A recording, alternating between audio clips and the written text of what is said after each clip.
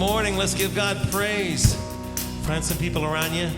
Gather around. Let's give Him glory. Let's sing together. Here we go.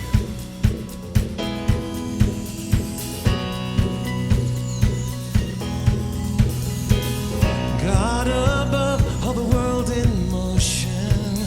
God above, all my hopes and fears. I don't care what the world throws at me now. It's gonna be alright. It's gonna be alright. Hear the sounds. Here we go. Hear the sounds of generations making loud a freedom song. When we know, the world would know your name. It's gonna be alright, 'cause I know my God saved the day, and I know His word never fails, and I know my God made a way for me. Salvation is here. God above, All the world in motion, God above, all my hopes and fears. And I don't care what the world throws at me now. It's gonna be alright. 'cause I know my God saved the day, and I know His word never fails, and I know my God made a way for me. I know my God saved the day, and I know His word never fails, and I know my God made a way for me. Salvation is here. Salvation is here. Salvation is here. 'Cause you are alive and you live in me. Salvation is here. Salvation is here and it lives in me. Salvation is here. 'Cause you are alive and you live in me. 'Cause you know my God saved the day, and I know His word never fails, and I know my God made a way for me. Gonna be alright, 'cause I know my God saved the day, and I know His word never fails, and I know my God made a way for me. Salvation is here. Yes, it is.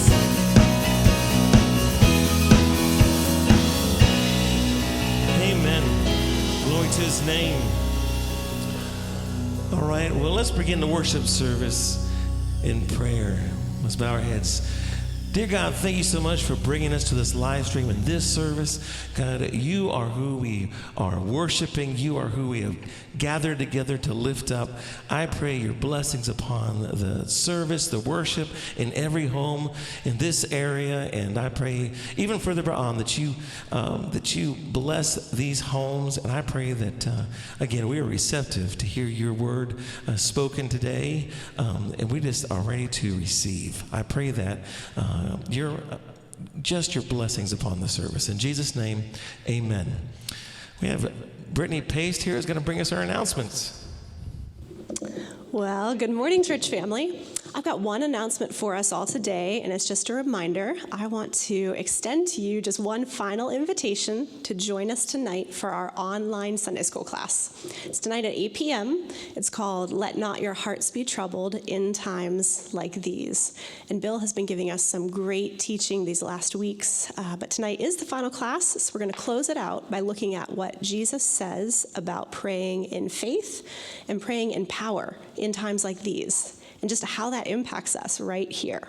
So I will see you online at 8 p.m. You can get the Zoom link by going to beourbible.org/events. Okay, that's it for today.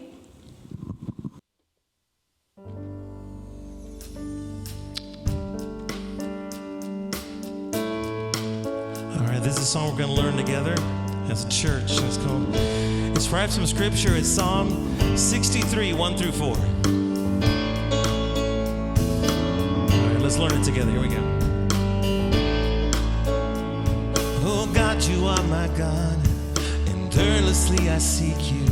My soul thirsts for you, my body longs for you, in a dry and weary land where there is no water. Oh God, you are my God, and earnestly I seek you. My soul thirsts for you, my body longs for you, in a dry and weary land where there is no water. Oh God, you are my God. I've seen you in the sanctuary, behold your power and your glory, because your love is better than life, my lips will glorify you. I've seen you in the sanctuary, behold your power and your glory, because your love is better than life, my lips will glorify you. I will praise you as long as I live, and in your name I will lift up my hands. Oh God, you are my God, and earnestly I seek you. My soul thirsts for you, my body longs for you, in a dry and weary land where there is no water. Oh God, you are my God. I've seen you in the sanctuary, behold your power and your glory, because your love is better than life, my lips will glorify you. I've seen you in the sanctuary, behold your power and your glory, because your love is better than life, my lips will glorify you. I'll praise you as long as I live, and in your name I will lift up my hands.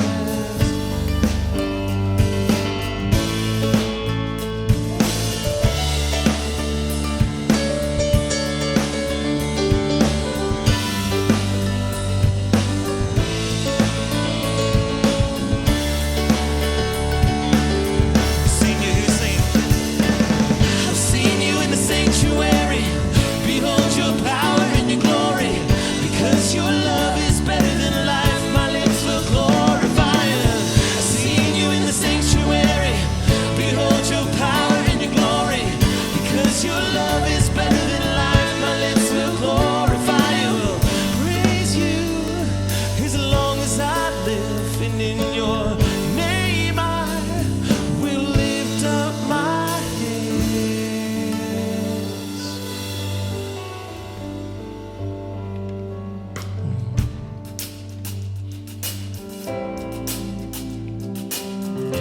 Now we give you glory this morning, Lord. We praise your name, Adonai.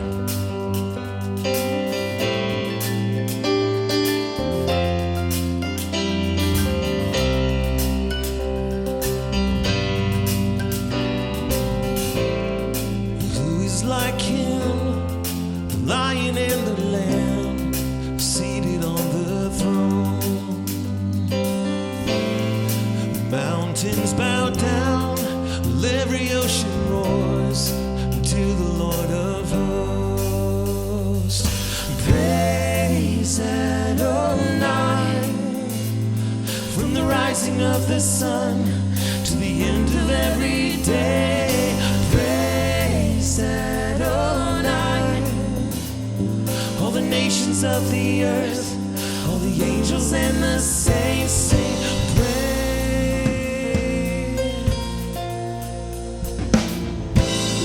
And who is like him, the lion and the lamb, seated on the throne?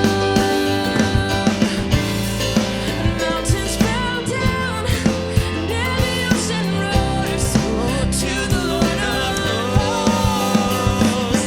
Praise Adonai,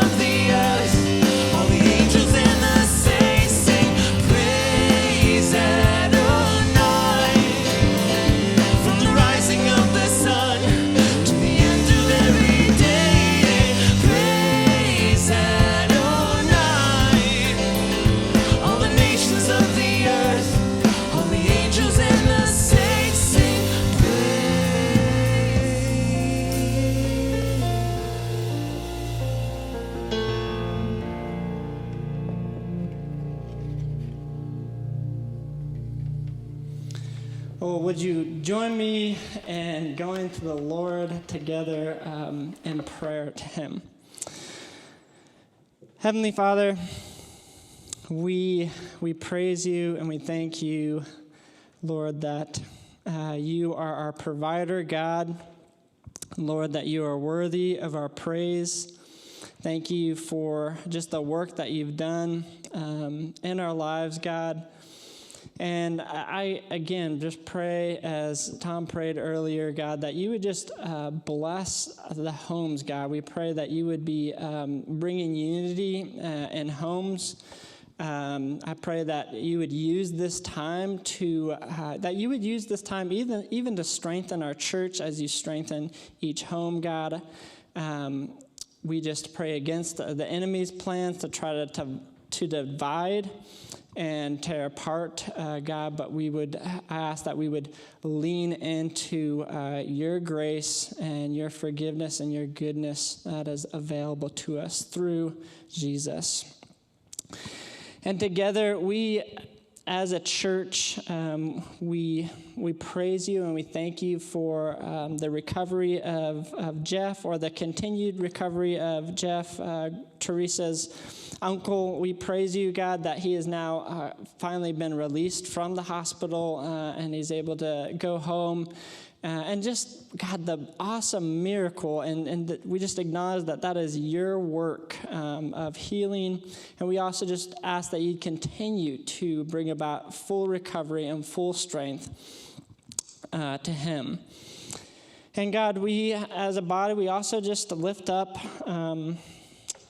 Dr. Ambrose's father, who is faced with persecution, like real persecution, and just this past week. And we ask, God, that you would strengthen their family, strengthen Ambrose and his dad.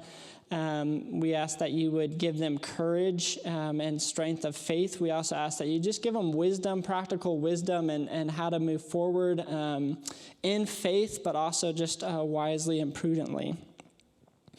And Lord, we together, we lift up our leaders to you, our political leaders here locally and at the state level as well as at the national level, Lord. We acknowledge that you're ultimately in control of all this, and we ask that you would give wisdom and make them effective for your glory ultimately. And finally, God, we just commit the offering to you, God, the money that's being given online or however, God, we commit it into your hands. We pray that you'd help us to be good stewards of it to bring glory to you. And we pray all these things in Jesus' name, amen.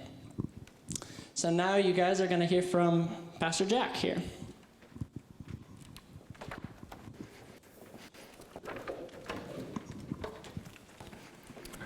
All right. Well, thank you, David. Good morning to everybody. Good to see you this morning. We're looking forward to the chance when we really get to see you here, hopefully in just a couple of weeks. And we can get everybody, or most of you, assembled here in this building and be able to spend that time together. But until then, we're just grateful that we have the means that we can communicate this way. So, if you have a Bible, I'd invite you to take it out at this time, or at least go rummage around somewhere in the house and find one at this point. And we're going to go to the book of Isaiah, in Isaiah chapter 56. I think nearly all of us know the story of Goldilocks, and we always assume that she was this sweet little innocent girl. But based on the facts of the story, we have to ask, well, was she really? For starters, think about it. By entering into someone's home without being invited, we call that breaking and entering. And then on top of that, she helped herself to the porridge that was on the table, and we call that theft. And then she tried out various chairs within the house, and when she ultimately broke the baby bear's chair, we call that vandalism. And so, laying in somebody else's bed isn't necessarily a crime, but that's the place where she gets discovered. And it's in that bed when she's found out, she wakes, she sees everybody, she bolts out of the house, and now you know the reason why she had to run so hard. Today we're looking through Isaiah 56 and chapter 57 at a time when the prophet is going to take the people of Israel and describe them by one of three beds that he finds them lying in. And so with each one, it's going to represent different characteristics of the people. And through that, God's also going to reveal who it is, the type of person that he makes himself accessible to, or maybe who is not accessible to him, depending on what kind of bed they lie in. Now, by way of review, because I'm a big proponent of, we got to know the context. Let's go back just a few verses. And remember in 56, verse 1, we saw the faithful people of God. And God complimented these people based on how they were living their lives. And in particular, there were several that kept the Sabbath rest. And remember, that was a way that the people in that era, in that dispensation, would show their faith and their trust in God. Verse 2 goes on to say that they were people that did not seek after evil. They sought to do what's good and what's right. And so that's how they're remembered. And yet we start going a little bit further in this chapter. We get into verse 9, and now things start to change. We find out not everybody is exactly like what we saw, how the chapter began. In fact, some of them were living in such a way that maybe they looked pretty good in public, but then when you saw them in private, you discovered a different person. It wasn't the same. And so now we start to get that unveiled before us. And I think as we're reading something like this, we love to read the things about, like we saw in verses 1 and 2 of this chapter. Those are good things. We don't like to read this when things turn south, because these people aren't living in righteousness and they're not living according to justice. And yet, righteousness and justice, that's not part of our natural DNA either, is it? That's not how we typically live. Ever since Adam fell in the garden, we fell with him. And from that point on, we are just like him. We're seeking to put our trust in something other than who God is and what has God said.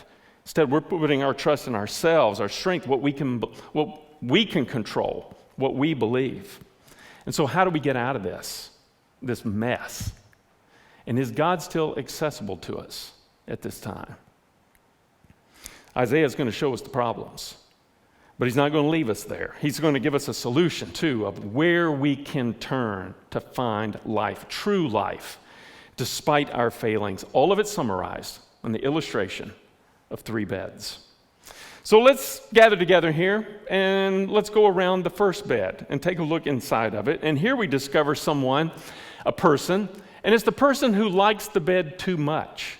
This is the one who is lazy and indulgent. Isaiah 56, beginning in verse 9. All you beasts of the field, all you beasts in the forest, come to eat. His watchmen are blind, all of them know nothing. All of them are mute dogs, unable to bark. Dreamers lying down, who love to slumber. And the dogs are greedy, they're not satisfied. And they are shepherds who have no understanding. They have all turned to their own way, each one to his unjust gain, to the last one. Come, they say, let us get wine, and let us drink heavily of strong drink, and tomorrow will be like today, only more so. Now, one of the big problems here is these are the prophets, these are the leaders of the people of God. These are the ones who should be caring for God's flock. That's the way they show they care for God, but they don't. Instead, they're living for their appetite and their own indulgences. And many of you have heard the saying, as are the leaders, so go the people. And we're going to see that begin to unfold as chapter 57 unfolds before us. And yet within this text, now we come and we get a glimpse of a different kind of person. And this is the one that God considers is the righteous man. And yet, fair warning, the righteous man is presented in a context that makes us a little uncomfortable. There's a little bit of a downer in this. You'll see what I mean. Chapter 57, verse 1, it says, the righteous man perishes, and no man takes it to heart. And devout men are taken away, while no one understands. For the righteous man is taken away from evil. He enters into peace. They rest in their beds, each one who walked in his upright way. See, as we gather around this second bed here, we see this is where the righteous rest. But it's kind of ironic. This is a bed that's actually a deathbed. But I want you to note how it's characterized. In death here, there is peace. The text has given us a way that you can know the hypocritical righteous from the truly righteous. And the item that the determining factor is peace in their lives. The righteous enter a peace, a true Shabbat, a true Sabbath rest, which is what we saw in the earlier part of chapter 56. And yet these righteous ones, they're not living in a time of peace, are they? That's what we see here. Because what we see described is there are people that are dying off. If you were keeping abreast of what's going on here in the church this week, you saw on Blue Ridge Connect, we sent a note out to the congregation and heard about one of our missionaries that we support, Dr. Ambrose. In fact, David was just praying for him, how his father was accosted this past week by some young Muslims. And not only was he personally attacked, but he had his property damaged. It's not a peaceful scene. And we hear that, and, it's grievous to us. It makes us angry. But we realize this is a righteous man. And yet, why does he have to go through this kind of violence instead of peace? Well, when Isaiah is writing this in our passage here, he's saying, look, these people are actually dying. And the worst part of this is that nobody seemed to notice, and nobody even cares. We don't know how they were perishing. Was it a persecution or a pandemic, or was it just, the penetration of armies? We don't know, but they were dying, and no one's taking note except for one, and that's God. He takes note of them. And I want to camp on that for a minute, because this right here, this is vitally important for all of us as we consider this, because it reminds us that no matter how obscure we might find ourselves in this life, the righteous one, how they're seen, or maybe what I should say is how they're not seen, they're not observed. No matter how our life goes, and no matter how our life ends, even if nobody pays attention, we have to remember God takes note. He sees you, He sees me, and He cares.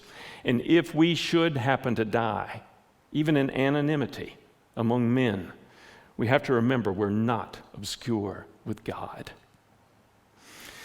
In the book of Acts, you remember when Stephen was being attacked and he's being stoned by his enemies? That was a very violent and difficult, oppressive time, very hostile crowd. And yet it was at his death that God did something. He reveals to us that He opened up the heavens so that Stephen could gaze intently into heaven.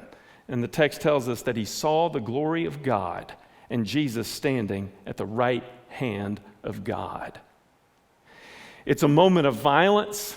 And yet this man has peace because he knows where he stands with God, and God reminded him, I take note of you, Stephen. I see what's going on, and I'm going to take care of you. You see this with Daniel being given over to the lions. There's peace, despite the potential for enormous violence to come his way. But he knows God takes note. And so there's that peace. That's what God gives to those who are His own. How do we know the ones who are God's? It's peace, but there's something else here too with them. And that is the ones that are His own, there's an integrity to their life. They're not like these prophets that we just saw a few verses back, where there's this hypocrisy about them. There's a consistency in them. There's integrity in how they live. You think about just the word integrity. That's the consistency between who someone is, what they say, and what they do. And so, when you think about if you're going to integrate something, what does that mean? It means you're taking something and you're bringing it together to become one. An integer, that's a singular, one number. Well, integrity, it's the very opposite of duality and hypocrisy. And that also is the quality that we have of the righteous here. And not even the threat of death, not even obscurity will take that away from them. Folks, that is the bed that you want to rest in. That's the one you want to abide in. Well, the prophet's not done. He's going to move us to the third bed here. We've seen the bed of the lazy, those who have forsaken their calling for the sake of having loved this present world, and they would cease from loving God and His word and His ways. And we saw the bed of righteousness, and it's one of peace, even though circumstances weren't very peaceful. Now we come to the third one, and this one is called the bed of lust. Now, I don't have time to go through all the verses here. It's going to begin in chapter 57, verse 3, and go all the way through to verse 13. But one of the observations that we can make is, based on 1 and 2, when a people show a contempt for God's people, that means they have a contempt for God himself. Those two go hand in hand. Maybe some of it, if you stayed abreast on the news lately, you might have heard of how Franklin Graham and Samaritan's Purse had this opportunity to go into New York City as the COVID virus broke out. And they set up tents, and they brought nurses and volunteers and just so many different things to come in and help out. They spent $1.8 million of their ministry funds to do this, and countless numbers of volunteers who devoted their time, some of their vacation, to be able to come and to help out here. And yet, one of the things we found is that the city's leaders haven't really shown an appreciation.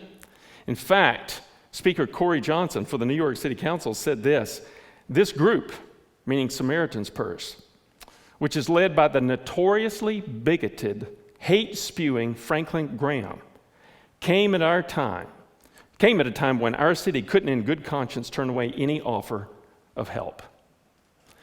Now, why do you think Graham and anyone affiliated with Samaritan's Purse is going to be, like they described, evil and hate-filled? I mean, why is that? There's only one reason. It's because these are a people that hold to a biblical Christian doctrine. They believe who God is and what he said, and that is true. That's it. That's it.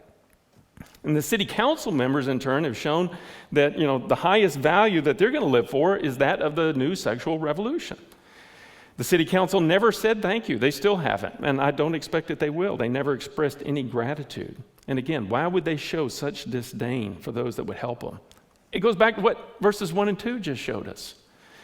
And that is, if you have a contempt for God and his word, you will necessarily have a contempt for his people, even if they do right. And so we should not be surprised when we see things like this happening, when we hear about these stories. And on top of that, that should not cause us to not go forth and to help the next opportunity that arises. We should be doing this. But again, if there's a people who don't like God, they're necessarily not going to like his people. That's what verses 3 through 13 are going to emphasize, and what their hearts were all about. It's talking about a people whose hearts want the new. They want the flashy, they want the sexy, they want the exciting, they want the adventurous. And so they're going to flirt with the things that provide that. And God wasn't real in their hearts as a result of it. They just loved the new and what was fun. It reminds me of what Proverbs 9:17 says when it says, "Stolen water is sweet, and bread eaten in secret is pleasant." What that proverb is communicating is that's the way our flesh feels. If it's wrong, then I want to do it. I want to delight in it, because that's where sinful hearts go, don't they? They say, well, okay, where's the boundary? Then that's where I'm going to go. And in fact, that's what I'm going to cross. I want to step into that domain. And not only that, I want to call other people around me to do that with me. Paul highlights this in Romans chapter 1, where he says, although they know the ordinance of God, and that those who practice such things are worthy of death, they not only do the same, but also give hearty approval to those who practice them. And in many ways, it's like we get to be what Adam was in the garden. We go here, and here's all this abundance that God has given. He says, take from any tree that you want, except for this one, tree of the knowledge of good and evil. You stay away from that one. And what does our flesh say? Well, then that's the one I want. That's the one I'm going to go in and I'm going to take a bite out of. And you see this explained in verse 7 of chapter 57, where he says, upon a high and lofty mountain you have made your bed. You also went up there to offer sacrifice. Now that's alluding to going up to a place to worship idols, to go with the new, the different. And Isaiah says, look, you guys got to see this whole bed analogy like the marital bed. There's a faithfulness that's meant to happen here. Why? Because your God is jealous for you. And when I say jealous, I don't mean the bad jealousy, the one that says, well, something good happened to you and I don't like that. I want those things for myself. This is the godly jealousy, the kind where God says, I see something competing for your heart, and you're being drawn to it. You're being drawn to go to bed with that one. And I know that's not what's best for you. You don't want to go there. But the people are in essence saying, well, okay, look, it's good to be your people. We like that. There's a good side to being with you, God, but come on. You're not really enough. And you're not that exciting. There's other things we think that would excite us more. And we believe that if we can just kind of go outside the boundaries a little bit, to go out there and experience that, that's where we'll find a wholesomeness. That's where we will find excitement. Listen to me. There is no peace there. There is only restlessness and discontent. And I give you that based on the authority of the Word of God. But friends, I don't even have to take it by faith. I've seen it too many times. I've even experienced this myself. In fact, for many of you, that's been your testimony. How did you come to Christ? Well, it all began first when you sought to satisfy your lusts. And you went out there and you got into sex and drugs and rock and roll, but it didn't end there. You went one step further. You started looking at material goods or your level of education and the accolades you could get from that, your accomplishments, your prestige. And you just kept searching, you kept looking, and you were looking for that ring of success. And I think for many of you, you even got it. And then you looked at it and you went, is that it? Is that all I can expect from that? See, even when you may be able to acquire some of those things, you will find there is no peace there. This is why the Bible continually brings us to this truth that we are to bring our emptiness to Jesus Christ. Because it's only in Him alone are we going to find that thirst ultimately quenched. And the call is, don't commit your love to these other things. And let me speak to you young people in particular, because you're the most vulnerable in this. The media just blasts you to say, look here, dabble in this, try that, taste this. This is where life is found. And the reason why they're doing that, it's spiritual and it's financial. They want your money. They want you involved in this. But there's no peace in it. And God wants you to know the truth, to say that's not where you can find all the things that you're looking for. And Isaiah highlights this. My goodness, I know I've shared with y'all before, just in my own freshman, sophomore year of college, how when I went out, I'd grown up in the church and I'd grown up around the truth. And I hit that phase where it's sort of like, but is that enough? Maybe I think I want to try to find my worth someplace else. Maybe I'll try to dabble in this and taste that and see what it's like. And as I began to do that, I'll tell you what I discovered. I distinctly remember I would sit in my bed in the morning when the alarm went off, and I would lean over, and I would feel this vacuous hole right there in my gut, which I think went right to my soul. And I knew this is not what I signed up for. This is not what I thought I was getting when I invested in these things. And maybe that describes where some of you once were too. That was your path and your journey. Maybe that describes where some of you are right now, today. Peace is still elusive. Well, what can we do? And if we've gone down that path, if that's been our track, is God still accessible to us? Friend, I get the wonderful privilege this morning of telling you the marvelous, the amazing news that God is still accessible to you. And we do it by looking at these next few verses where we can find peace and rest. It's expressed here first in the latter part of verse 13. It says, "He who takes refuge in me will inherit the land and will possess my holy mountain." Now, when we read that, that's really kind of an Old Testament language code. That's God basically saying, I'm going to give you everything that you ultimately need. And Jesus is offering us everything through his life, death, burial, and resurrection. We find the fullness of everything we want. And if you've been trying to try and build your life, your purpose, your existence, trying to establish your own peace, rather than receive it as a gift from God himself, now's the time to change.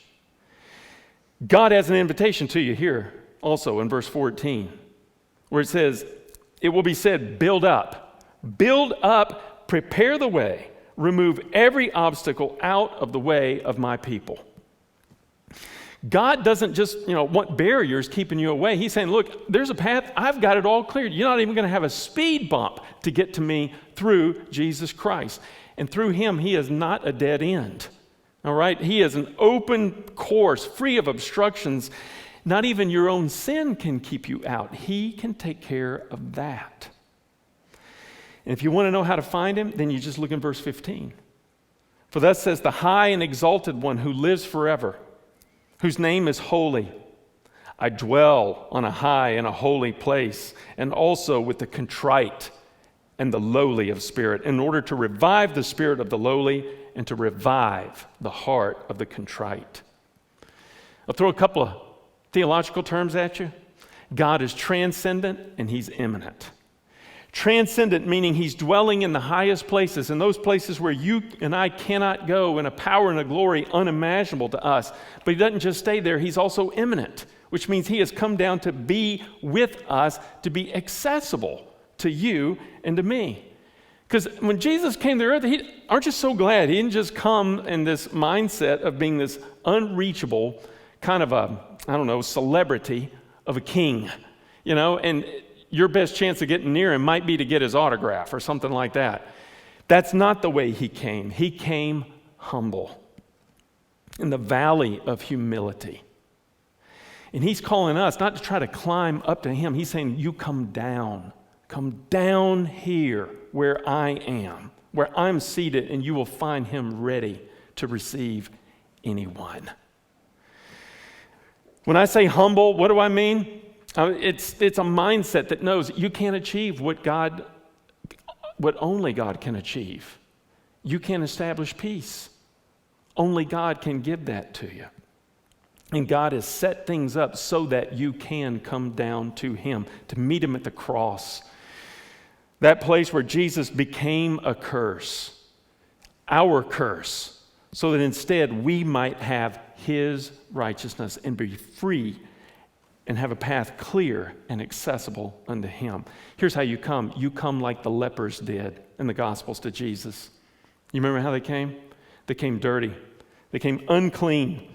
And they came from the perimeter. They were on the outside of society. You come like the blind did. You come needy and desperate and begging. You come like the prostitute did. The woman who came and she took the most precious commodity she had, her beauty and her glory. It was her hair. And she just surrendered and submitted it unto Jesus alone with her tears of repentance. That's how you come. You do not come after you think you've been fixed. The Bible doesn't know a mindset like that. That's like saying, well, I'll go to the ER once I get well or once this heals. God says, no, you come without your peace. You come with your problems, and you'll find that peace is something only I can give to you. And then you can have it and you can abide there. But you're not going to find it anywhere else. It is only in him. And my goodness, stop and think about this. What if not only that's the way we came, but that's the way we continue to live our lives? Can you imagine what the church would be like if this is where we stayed, never forgetting that the great grace that each of us has been given was exactly that, given by God. Well, Isaiah lets us know what happens to a people who know that truth. That's in verse 18. I've seen his ways, but I will heal him. I will lead him and restore comfort to him and to his mourners, creating the praise of the lips and peace. Peace to him who is far and to him who is near, says the Lord, and I will heal him. It was Jesus who said, "Blessed are those who mourn, for they shall be comforted." Folks, that bed of the righteous, the ones who come bringing all of this, just knowing that this is where they are to abide, it brings a peace and a rest for your soul and for your spirit. Even if it's in the midst of an outside turmoil, because this is a peace that comes from God, not just circumstances. Well, finally, Isaiah leaves us with a contrast, though, so we got to include it. That's verses 20 and 21. He says, "But the wicked are like the tossing sea, for it can't be quiet, and its waters toss up refuse and mud. There is no peace, says my God, for the wicked." It's a reminder, peace is not there within us, in and of ourselves, in and of our being. We are restless. We are turbulent. We are never satisfied. We're not grateful. We're not relaxed. It's because we're wicked in and of ourselves. Well, Jesus not only confronts our wickedness, he takes it away and forgives, and he opens the way for us to come unto him. He is accessible. What would stop you? I'll tell you what, with an illustration. Years ago, Karen and I were in a really terrible financial situation. And I did have a job. I was working for peanuts. We just did not have enough to make ends meet. One day, we go out to the mail, and we got this letter, opened it up, and inside was a note and 2 gift certificates, each for $40 for a grocery store. And the note just basically said, "Been where you have, and hope this blesses you." And I sat there and I looked at that, and that was incredibly hard for me to receive. And in that moment, I thought, I have written $1,000 checks to help other people out. And that was a whole lot easier than receiving $80. You know why that is? My pride. I'm going to earn it. Goes back to Adam.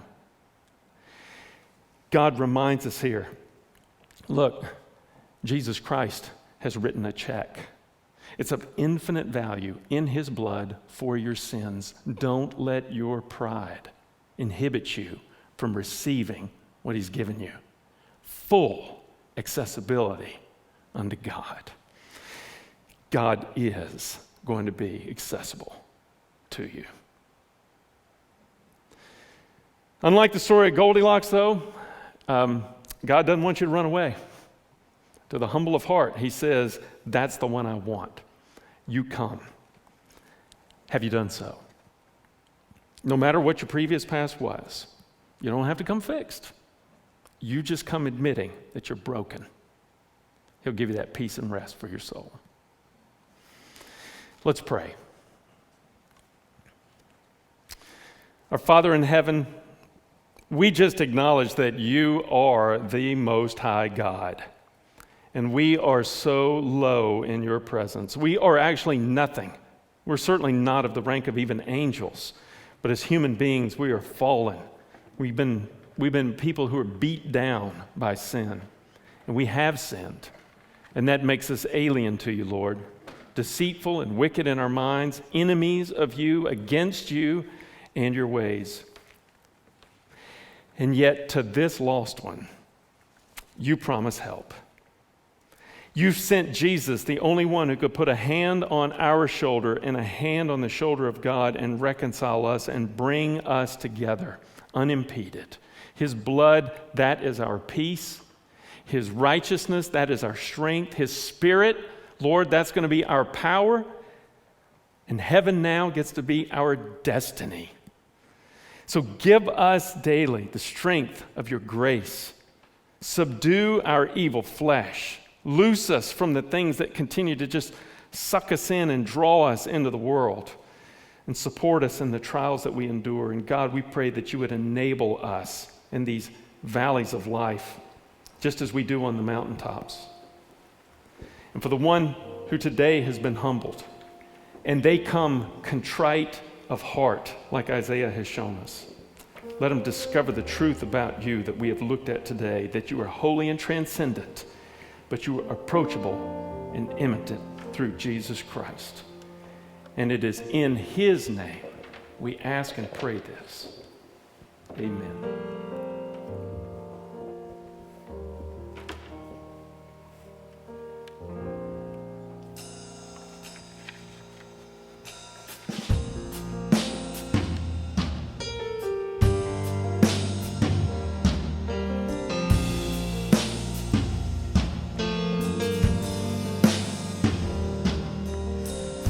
And promise maker, promise keeper, you finish what you begin. And our provision through the desert, you see it through till the end. And you see it through till the end. Lord, our God is never faithful, never changing through the ages. From this darkness, you will lead us, and forever we will say, you're the Lord our God.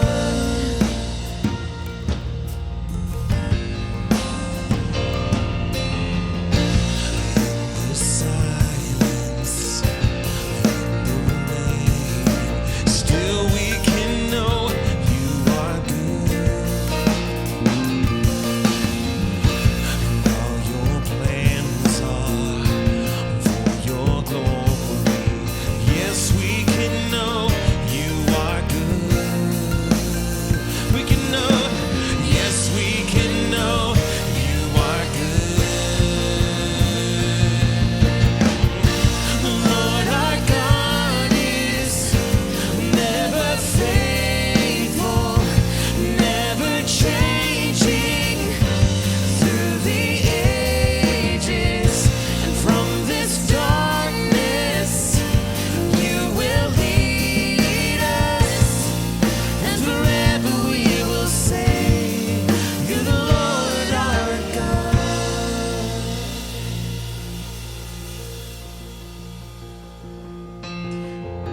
And we won't move without you.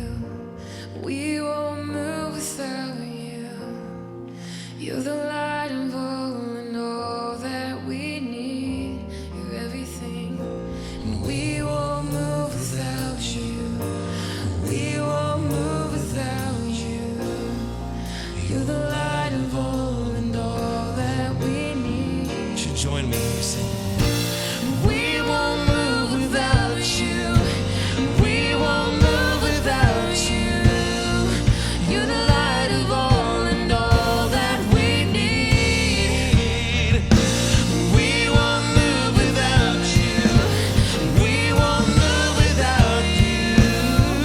You're the light of all and all that we need. Yeah. Lord, our God is never faithful, never changing through the ages. And from this darkness, you will lead us, and forever we will say, you're the Lord our God. And forever we will say, you're the Lord our God. And forever we will say, you're the Lord our God.